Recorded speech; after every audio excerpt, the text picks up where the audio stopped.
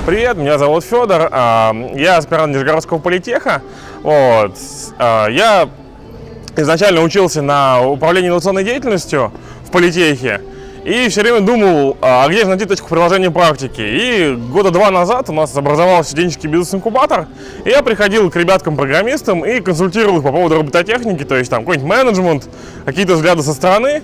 И однажды у нас случилась проблема, что они сказали, что у них есть роботы, они умеют делать платы, но не могут сделать корпус для них. И я рассказал им про 3D-принтинг, про фрезерные операции. И тут у меня в голове запала идея, что нужно взять и сделать свой 3D-принтер.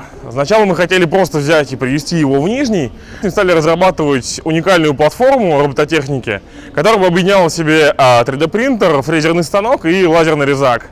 Чтобы можно было просто менять инструменты, и при этом это могли купить студенты или хотя бы какая-то группа студентов, чтобы он стоил 1080, а не пару миллионов.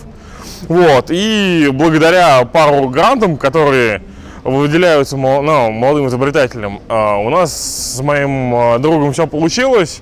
Мы сейчас до сих пор его разрабатываем. Человек, который посещает очень много мероприятий, связанных с стартапами, могу сказать, что у нас в Нижегородской области очень много крутых ребят, очень много экспертов, очень много здоровских айтишных компаний.